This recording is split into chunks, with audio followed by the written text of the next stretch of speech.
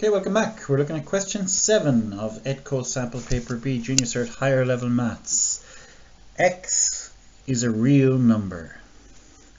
Okay, let's write that mathematically. X is a real number.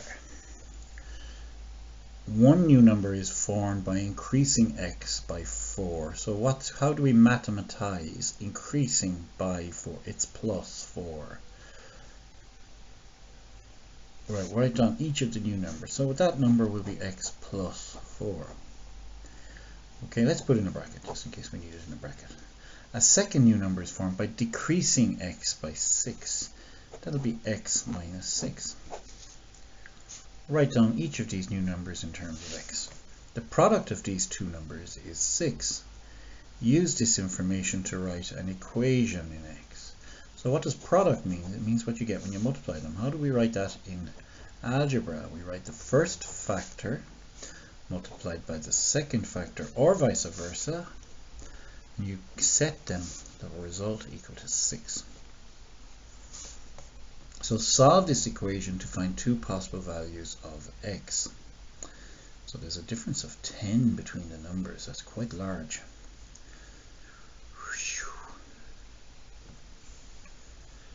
Okay, so nothing springs to mind. It's not like I can do this by inspection. Nothing is coming to mind. So in order to use the quadratic, solve the quadratic equation, we want to put it in standard form, which means we want all the terms on one side, and that's not going to happen until we expand this. So I'm going to use a FOIL expansion of this. Okay, so first by first is x squared. First by second is 4x, and minus 6x form the linear term, so they group to minus 2x. And then we have a mixed sign here now, so plus by minus is minus 4 sixes is 24.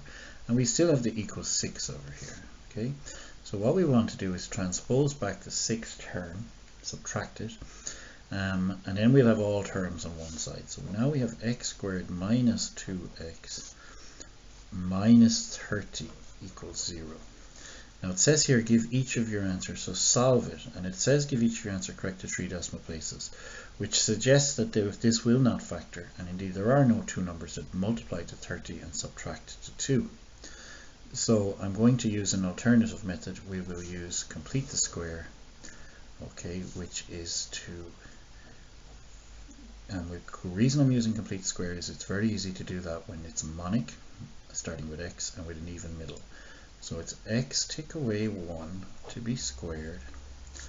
Now I start my equals, and I'll realize I've put a 1 squared on the left. It's a plus 1 squared, and then I'll so I'm putting it on the right as well, and then I'm transposing the 30.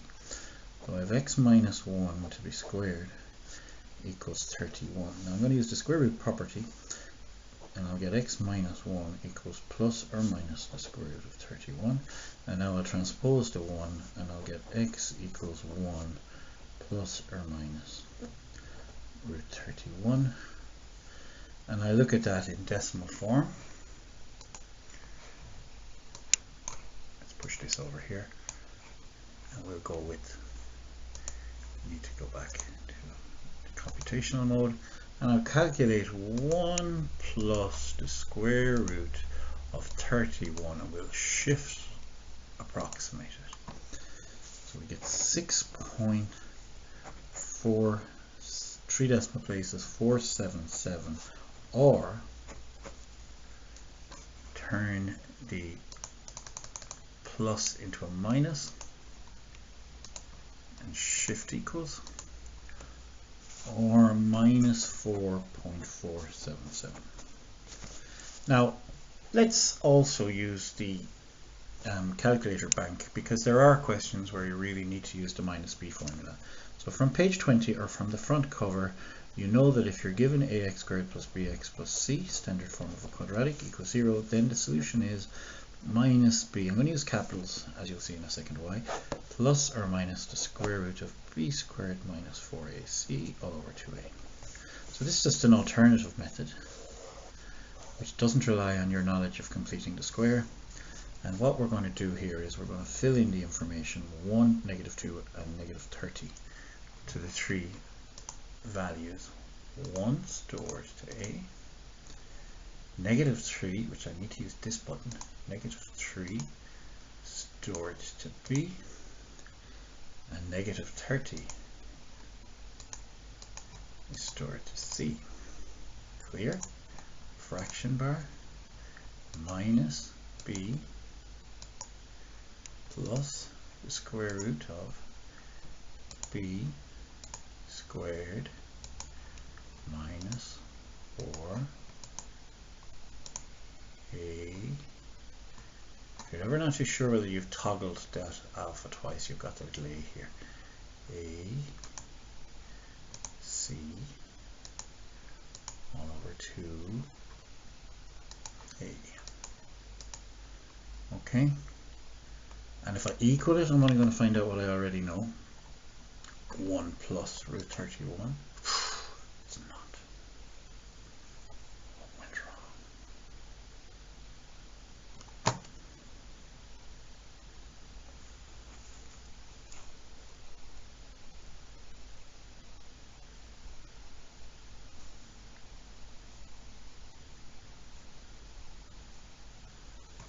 Did I fill in the numbers correctly? Let's just take a look. Now if I want to see my values all in one place, well, I can alpha A, I can look at them one at a time. That should be 1, correct? Alpha B, negative 3, oh, I put that in wrong, or I didn't put it in properly, it should have been negative 2. So let's fix that. So let's go negative 2 stored to B. Okay, that's done. Now let's just be sure. And let's be sure about C. Negative 30. Okay, so now my formula will work. Maybe I can go back to my formula. No, I can't, so I have to start again. And we're going minus alpha B plus the square root of B squared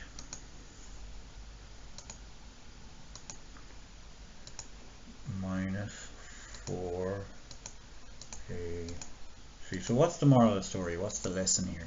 Well, I did it two ways, and the easier of the two ways, using my strategic competence, is to completing the square. I didn't make a mistake there, or made a mistake here. And also, if you can do it, sorry, I better concentrate and get this finished. Minus alpha B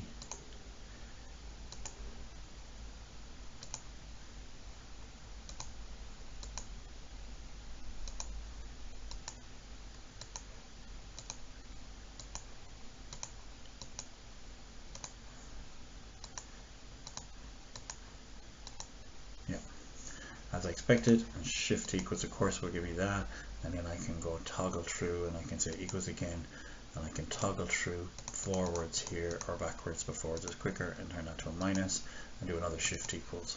We'll be seeing our minus 4.5s. How come it's not the same as this?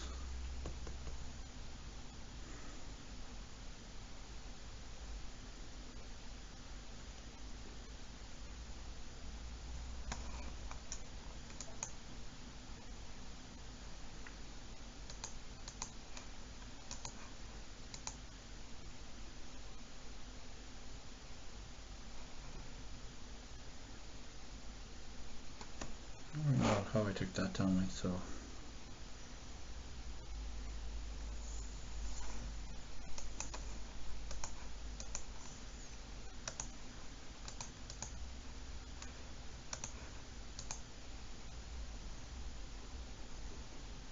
Must have made a mistake taking that down. I'll have to look back over the video to actually see, but I'm taking it that I took that down incorrectly. Minus 4.56, and then it's 8. Would be the two answers. Sorry, I was off picture there for a bit. Anyway, that's it. Hopefully that's it. Yeah, I will see you in the next one.